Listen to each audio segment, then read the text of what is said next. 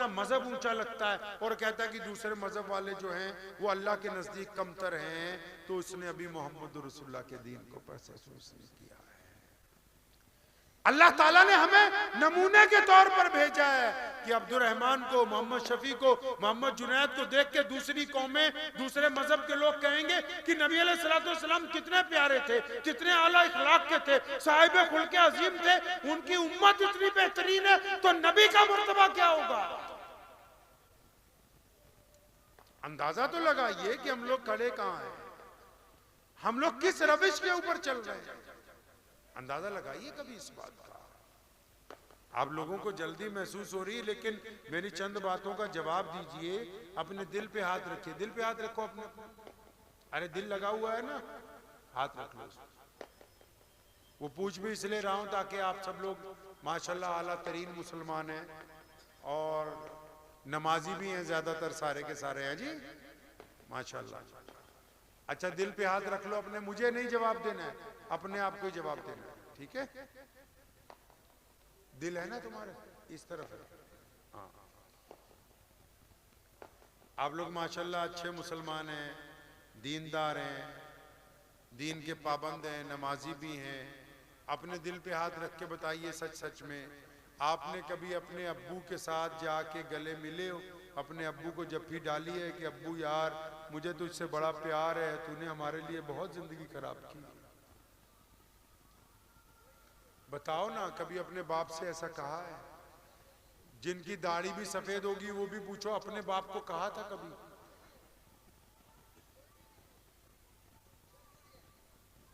अपने दिल पे हाथ रख के पूछो आपने कभी अपनी मां के पैर दबाए हैं? मां के पैर दबाए कभी? कितनी बार दबाए रोज? अपने दिल पे हाथ रख के पूछो कभी बीवी को कहा कि मैं तेरा दोस्त हूं, मैं बदतमीजी करने नहीं आया हूं। अच्छा कभी अपने बच्चों के साथ वक्त लगाया है? वो भी छोड़ो, कभी अपने भूखे पड़ोसी को बुला के कहा कि आज तुम खाना मेरे साथ खाना? कभी किसी रोते हुए को हंसाया है? आप मुसलमान हो ना इसलिए पूछ रहा हूं।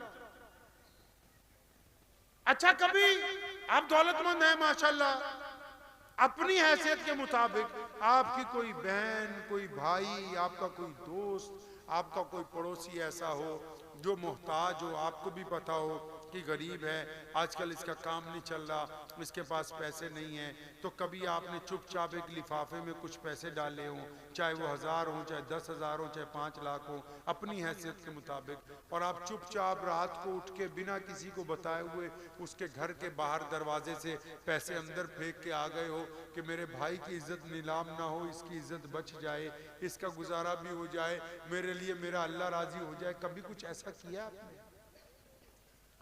कभी मस्जिद के अंदर पोछा लगाया है?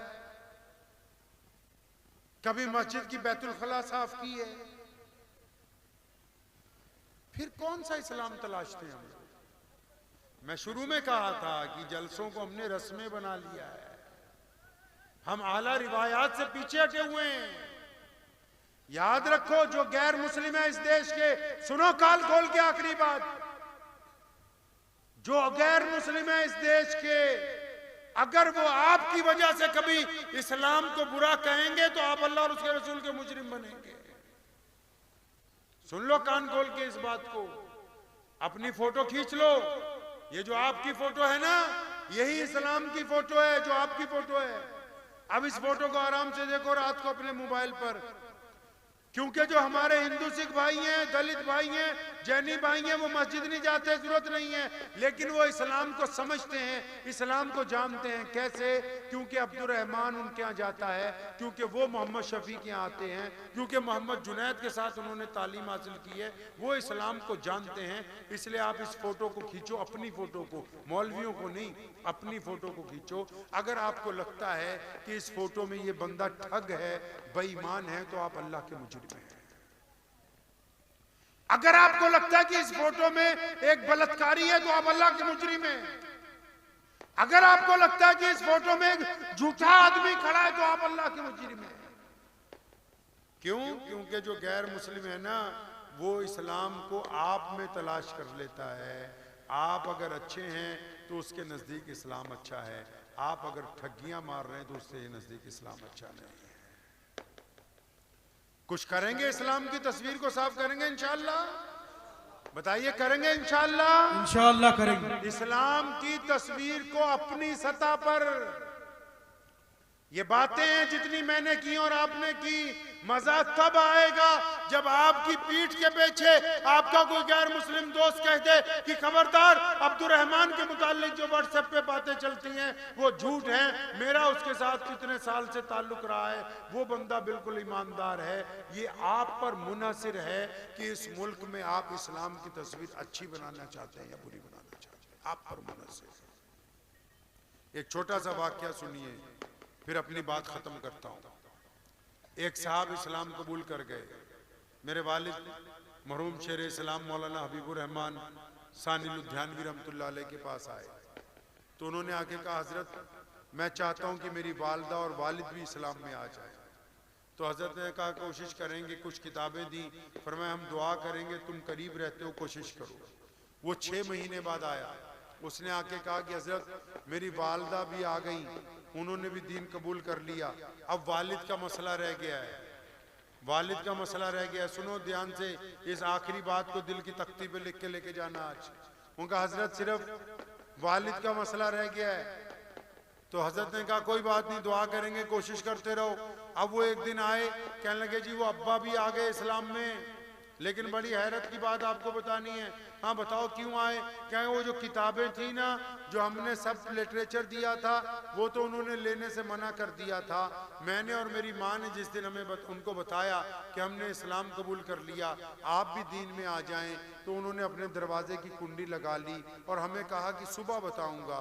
अब सुबह को जब उन्होंने दरवाज़ा खोला तो मुझे कहने लगे चल बेटा मैं भी तेरे साथ दीन में दाखिल होता हूँ। तो उन्होंने कहा, मैंने अपने अब्बा से पूछा, अब्बा जी आपने सारी रात हमें परेशान किया, ये बात तो आप रात भी कह सकते थे। तो उन्होंने कहा नहीं, रात ये बात नहीं मैं कह सकता था, क्योंकि मैं जिस गांव में पैदा हुआ, मेरे पड़ोस में एक मुसलमान रहता था, मेरा बचपन का दोस्त था, पहली से लेकर 10वीं तक मेरे साथ पढ़ा। उसके बाप ने कहा मेरा एक मुसलमान दोस्त था, पहली से लेकर 10वीं तक उसका अब्दुर्रहमान मेरे साथ पढ़ता रहा, फिर हम दोनों इकट्ठे कॉलेज गए, फिर हम दोनों इकट्ठे सरकारी नौकर लग गए, फिर इकट्ठे रिटायर हुए। कहने लगा रात जब तुमने मुझे कहा ना कि तुम मोहम्मद रसूलुल्लाह के दीन में आ जाओ, मैंने तुम्हारी कोई किताब नहीं पढ़ी, मैंने बचपन से लेके जवानी तक, जवानी से लेके लड़कपन तक, लड़कपन से बुढ़ापे तक अब्दुर्रहमान के और अपने ताल्लुकात को देखा। कहने लगा कान खोल के सुन लो, अगर अब्दुर्रहमान बेईमान होता तो मैं कभी इस्लाम कबूल नहीं करता। कहता अगर अब्दुर्रहमान ने मेरे से कभी धोखा किया होता, झूठ बोला होता, मैं नहीं करता। मैं तुम्हारी वजह से दीन में नहीं आया हूं, मैं उस बंदे की वजह से जिसने सारी जिंदगी ईमानदारी के साथ मेरे साथ गुजारी है। तो खुदा की कसम क्या हम ऐसे ईमानदार हैं? नहीं है ना? अभी बनेंगे इंशाअल्लाह। बनिए और दुआ कीजिए अल्लाह मुझे और आपको इन बातों पे अमल की तौफीक अता फरमाए। और कोशिश करके अगर आइंदा कभी हम आए तो इस मदरसे